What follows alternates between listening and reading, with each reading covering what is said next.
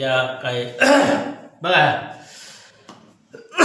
वर्ग 9वी भाग एक मधला आपण अर्थनियोजनवर चर्चा करणार. अर्थनियोजन म्हणजे काय? अर्थ म्हणजे पैसा आणि नियोजन म्हणजे त्याचे योग्य ठिकाणी गुंतवणूक करणे. त्याचं काय करणं? एक तर बचत करणं, ते पैसा ते आपण पाहिलं कसा बचत करायचा. गुंतवणूक करणं, गुंतवणूक म्हणजे काय? बरोबर, जी पैशाची सुरक्षितता आहे आपल्याकडे त्या ठिकाणी तो व्यवस्थित ठेवणं. बचत म्हणजे बँकेत वगैरे ठेवणं, ही आपली बचत. अशा प्रकारे आपण त्याच्यावर चर्चा केलेली आहे. अर्थनियोजनची ओळख तुम्हाला झालेली आहे, बचत गुंतवणूक झालेली आहे. आता त्याची कररचना आणि आपल्याला आयकर आणि गणन याच्यावर पुढं चर्चा करायची. बरोबर, तर आपल्याला काय करायचं आता सराव संच 6.1 ज्याचा पेज नंबर 98 वर तुम्हाला दिलेलं आहे.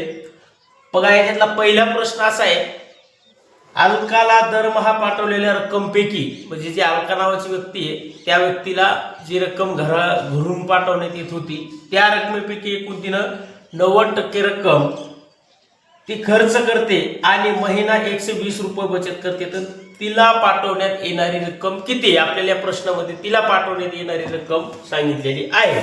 बघा, उदाहरणार्थ समजा अलकाला किती रक्कम पाठवली आपल्याला माहित नाही. प्रश्न तुम्ही लिहून घ्या, प्रश्न तुमच्या समोर आहे. बरोबर, आता तिची बचत किती आहे बाबा? ती बचत किती करायली? 120 रुपये.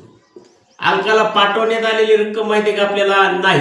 आपण इथे शॉर्ट मध्ये लिहू पाठवण्यात आलेली रक्कम. मी शॉर्ट मध्ये लिहितो, तुम्ही पूर्णपणे लिहा. बरोबर, ही किती आहे माहिती आहे का आपल्याला? नाही. आपल्याला X रुपये एवढंच माहिती आहे. किती पाठवली होती अलकाला आपल्याला रक्कम माहित नाही. तिची बचत माहिती आहे, ती किती करायली बचत? 120 रुपये. मग आता आपल्याला काय करायचंय? अलकाची रक्कम आपल्याला माहित नाही. बरोबर, पाठवण्यात किती आली ती माहित नाही आपल्याला. ती बचत 120 रुपये करायली हे आपल्याला माहित आहे. पण आता करायचं काय तुम्हाला? बघा, लक्ष द्या. इथं उत्पन्न जे काय उत्पन्न आहे आपल्याकडं किंवा आपण पाहिलं सर्व संच 6.1 मध्ये चर्चा चालू आहे आपली. आपण काय करू? उत्पन्न, हे जे उत्पन्न आहे ह्याच्यातून वजा करायचे तुम्हाला खर्च. हे एक सूत्र आहे समजा आपल्याला. याच्यातून वजा काय करायचे तुम्हाला? खर्च. मग आपली निघणार बचत. हे काय समजा आपलं एक सूत्र मानू आपण. बरोबर, हे काय तुमचं सूत्र. आता उत्पन्न किती आहे तुम्हाला माहित आहे का? नाही. मग आपण काय करू? X वजा X. उत्पन्न 100 रुपये, खर्च 100 रुपये, बचत आपल्याला माहित नाही. पण प्रश्नामध्ये असं दिले काय? एकूण रकमेपैकी 90% रक्कम ती खर्च करते. किती टक्के खर्च करायली ती? 90%. आला म्हणजे किती आला रे? 100 आला. हे आपल्याला माहित आहे. बरोबर, मग आता इकडे काय झालं? 120 रुपये ही तिची बचत आहे. मग एकूण बचतीमध्ये आपलं 120 रुपये आलेलं आहे. मग आता हा X काय आहे ते बघू. बरोबर, समजा इथं तिने बचत किती केली?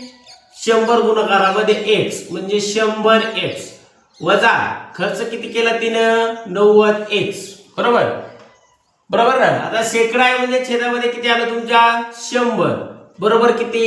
120 रुपये. 120 ही काय झाली? तिची बचत झाली. आता समजा उदाहरणार्थ 100 मधून तुम्हाला 90 वजा करायचं, राहिले किती बाबा तुमच्याकडं? 10. मग आपण 100X मधून 90X वजा केले, राहिले आपल्याकडे 10X. छेदामधला 100 जशाला तसा. बरोबर आले आपले 120 रुपये. ही तुमची जी अलका नावाची व्यक्ती आहे त्यांची काय? ही बचत. आता इथं जर भागाकार करायचा म्हणलं तर भागाकार किती येईल रे तुमच्याकडं? भागाकार येईल का आपला? बघा, कारण वरची संख्या आपल्याला खाली घ्यावा लागेल. छेदातली संख्या अंशात घेणं आणि अंशातली संख्या आपल्याला काय करायची? छेदामध्ये घ्यायची. तर बरं, ठीक आहे. मग आपण काय करू? हिला अगोदर समोर घेऊ. कोणला? 120 जो आपल्याकडे दिलेला आहे त्याला आपण घेऊ. 120 बरोबर X बरोबर 120. मग हा 120 समोर आला. इथं झाला गुणाकार. गुणाकारामध्ये 100 गेले वरती, 10X आला आपल्या जागेवर. आता इथं 10X ने 100ला पूर्णपणे भाग जातो. तुम्हाला माहित आहे 10 हे 100 आपलं उत्तर येणार आहे 10. बरोबर, म्हणून X बरोबर 120 गुणाकारामध्ये 10 तुम्हाला करायचे, जेणेकरून तुमची X ची किंमत किती आली या ठिकाणी? X बरोबर आला आपल्याकडे 12 दोन शून्य आहेत म्हणून जशाला तसे किंमत आली रुपये 1200. किती रुपये किंमत आली? 1200. आता अलकाला पाठवण्यात आलेली रक्कम काढायला आपल्याला काय झालं? एकदम सोपं. एकदम सोपं झालं म्हणजे काय झालं? उत्तर मिळालं. बरोबर, काय झालं? उत्तर मिळालं. एक्स बरोबर आपला आता किती गुणाकार केला आपण? कशाचा आणि कशाचा? 120 आणि 10चा, ज्याचा गुणाकार आला 1200 रुपये. आपण इथं लिहू शॉर्टमध्ये, मी शॉर्टमध्ये लिहितो, तुम्ही पूर्णपणे लिहून घ्या. अलकाला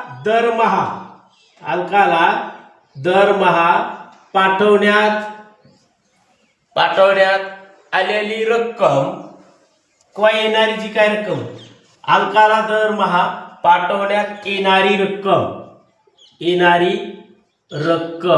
किती रुपये आहे? 1200 रुपये आहे. किती रुपये आहे? 1200 रुपये अलकाला पाठवण्यात येणारी रक्कम आपल्याकडे आलेली आहे. बरोबर, बघा तिच्यात परत कुठला अडचण आहे का रे? आपल्याला काय दिलं? अलकाला दरमहा पाठवलेल्या रकमेपैकी ती 90% रक्कम खर्च करते. मग आपण काय केलं? इथं सूत्र घेतलं, उत्पन्न वजा खर्च बरोबर बचत. मग बचत किती केली त्या अलकाला? 120 रुपये. दर महिन्याला ती 120 रुपये बचत करत होती. 90% रक्कम खर्च करायची. मग आता याच्या 90% काढायचं आपल्याला सोपं जाते. बरोबर, 1200 गुणाकारामध्ये आपल्याला टक्केवारी काढायची. टक्का म्हणजे छेदामध्ये किती आले? 100. बरोबर, छेदात किती आले? 100. मग ते 100 अशा प्रकारे पाहिजे. चला बघा, लिहून घ्या. समजलं नसेल तर विचार. पुढचा प्रश्न आपल्याला सोडवायला सोपा आहे. पुढचा प्रश्न खूप छान दिला बघा. हो, झालं? हा, ठीक.